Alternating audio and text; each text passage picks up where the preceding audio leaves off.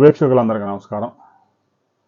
West బెంగాల్లో BJP ప్రభుత్వం అధికారంలోకి వచ్చిన తర్వాత అక్రమంగా బంగ్లాదేశ్ నుంచి బెంగాల్ నుంచి దేశంలో అన్ని రాష్ట్రాలకి విస్తరించిన ఈ చెద పురుగులకి భయం పడుతుంది.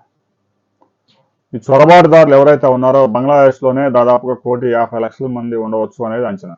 గడిచిన 40 సంవత్సరాలుగా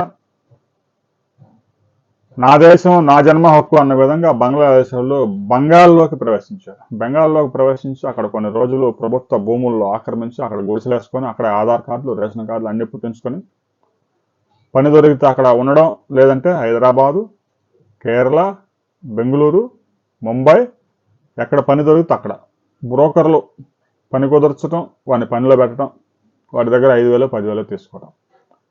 ఈ విధంగా ఇండియన్స్ చదువుకొని పెద్ద ఎత్తున అమెరికాకు వెళ్ళాలని, కెనడాకు వెళ్ళాలని, ఆస్ట్రేలియాకి వెళ్ళాలని చూస్తూ ఉంటారు. బంగ్లాదేశ్ వాడు మాత్రం భారతదేశంలో దూరాలి అనేదే వాళ్ళ లక్ష్యం. ఎందుకంటే ఏదో ఒక పని దొరికితే అక్కడ తినడానికి ఫుడ్ వచ్చింది, అదే టార్గెట్. సరే, అలాగని వాడు ఇంతమందిని మేపలేము, 2 పిల్లలతో ఆపుతాడా అంటే వాడి మతం ఒప్పుకోదు. 12 మందిని కంటే తప్ప వాడిని సమాజంలో గుర్తించరు మనిషిగా. ఆ విధంగా గుంపులు పిల్లల్ని వేయడం, ఆ గుంపులందరూ నేర్చుకుని భారతదేశం మీదకి రావడం, భారతదేశంలో వాడికి ఏదో రాసి పెట్టినట్టుగా. తాజాగా హైదరాబాదులో గాజుల రామవరంలో 7 బంగ్లాదేశీయుల్ని పోలీసులు అరెస్ట్ చేశారు. వాళ్ళ దగ్గర ఎలాంటి పత్రాలు లేవు. బెంగాల్లో పరిస్థితులు బాగా లేకపోవడంతో దేశం మీద పడ్డారు వీళ్ళంతా. కొంతమంది అయితే సరిహద్దులు దాటి బంగ్లాదేశ్లోకి వెళ్తా ఉంటే మిగిలిన వాళ్ళు అక్కడికి వెళ్ళినా కూడా బతకలేం, భారతదేశం చాలా విశాలంగా ఉంది, ఎక్కడన్నా కానీ పని దొరికిద్దని చెప్పేసి దేశం మీద పడి తిరుగుతూ ఉన్నారు.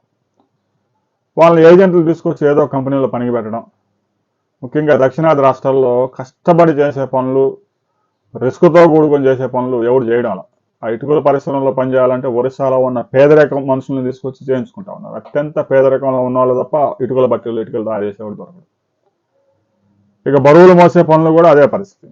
దీంతో బంగ్లాదేశ్ వాళ్ళను, బీహార్ వాళ్ళను, ఉత్తరప్రదేశ్ తీసుకొస్తా ఉన్నారు. చౌక మ్యాన్ పవర్. మన ఇక్కడ ఎవడన్నా ఒకటితో పని చేయాలంటే కనీసం 1,000 రూపాయలు ఇవ్వాలి. అదే బీహార్ వాడికి అయితే 600 ఇస్తే చాలు, బంగ్లాదేశ్ వాడికి అయితే 300 ఇస్తే చాలు. అలాంటి పరిస్థితుల్లో వాళ్ళందరికీ ఆశ్రయం కల్పిస్తూ ఉన్నారు. కోయంబత్తూరు నూలు మిల్లుల్లోనే 30,000 మంది బంగ్లాదేశ్ వాళ్ళు ఉన్నారు.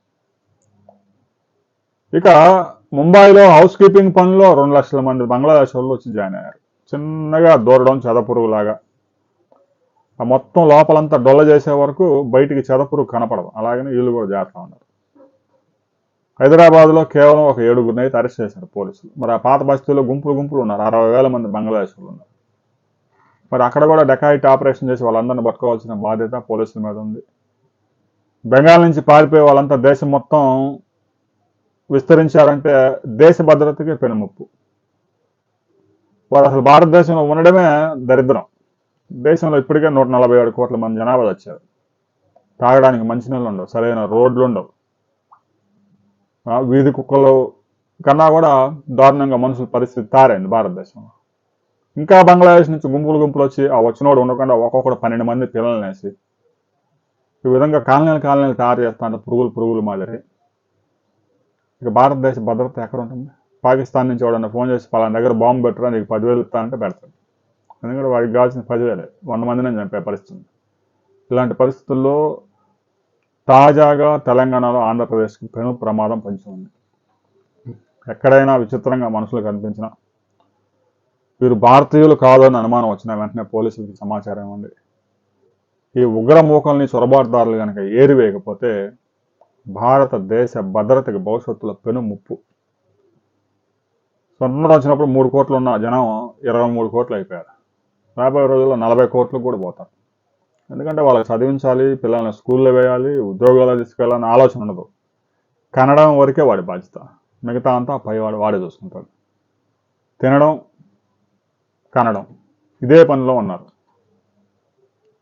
దేశ భద్రతకి పెను ముప్పుగా తయారైంది. ఎవడైనా చదువుకొని మంచి ఉద్యోగం వచ్చి అమెరికానో కెనడానో వెళ్ళిన వ్యక్తి ఇంక తిరిగి భారతదేశంలోకి రావడం, ఈ దరిద్రం ఎందుకు మాకని. ఇక భారతదేశంలో ఉన్నాడు ఎటు పోలేనాడు పరిస్థితి ఏంది? గుంపులు తీసుకొచ్చి భారతదేశంలో ఈ దరిద్రం ఏంది? ప్రతి రాష్ట్రం ఏరువేత కార్యక్రమం కనుక చేపట్టకపోతే ఓటు బ్యాంకుగా గనక చూస్తే రాబోయే రోజుల్లో ఆ రాష్ట్రాల్లో కూడా ఆ ప్రభుత్వాలు కుప్పగొలిపోతాయి. పశ్చిమ బెంగాల్లో ఓటు బ్యాంకుగా భావించే ఆ వామపక్షాల వాళ్ళు ఒక 40 సంవత్సరాలు, ఒక 15 సంవత్సరాలు టీఎంసీ వాళ్ళు గుంపులు గుంపులు ఆ చెదపురుగుల్ని తీసుకొచ్చి పెట్టినాయి. వాళ్ళంతా చేరినట్టు ఉండకుండా స్థానికుల మీద దాడులు చేయడం, స్థానికుల ఆస్తులు గుంజుకోవడం, ఒక్కొక్కడు నలుగురిని పెళ్లిళ్ళు చేసుకోవటం, గిరిజనుల అమ్మాయిల్ని పెళ్లిళ్ళు చేసుకోవటం, హిందూ మహిళల మీద దాడులు చేయటం, అత్యాచారాలు చేయటం, ఈ విధంగా క్రైమ్ ఈ విధంగా పెరిగిపోతూ ఉంటే మిగతా రాష్ట్రాలు చూసి బుద్ధి తెచ్చుకోండి. మీ అధికారం జనం పేక్క ముందే మీరు కూడా బంగ్లాదేశ్ నుంచి ఎవడైతే వస్తాడో ప్రతి ఒక్కరిని ఏరివేసే కార్యక్రమం చేయండి. గుజరాత్లో కూడా పెద్ద ఎత్తున ఏరివేత కార్యక్రమం ప్రారంభమైంది. కొద్ది రోజుల్లోనే అక్కడ అసెంబ్లీ ఎన్నికలు కూడా ఉన్నాయి కాబట్టి ఏరివేత షురువు అయింది.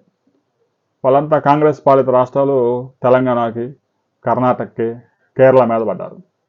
ఈ గుంపులు చెదపురుగులు మొత్తాన్ని మీరు చేర్చుకుంటే రాబోయే రోజుల్లో ఈ చెద మిమ్మల్ని తినేసింది. మొత్తం తినేసేదాకా మీకు తెలియదు. ఇప్పటికైనా అలర్ట్ అవ్వండి, ఏరివేత ప్రారంభించండి. దీనికి సంబంధించి ఎవరికైనా భిన్నాభిప్రాయం ఉంటే స్పష్టంగా కామెంట్ చేయండి.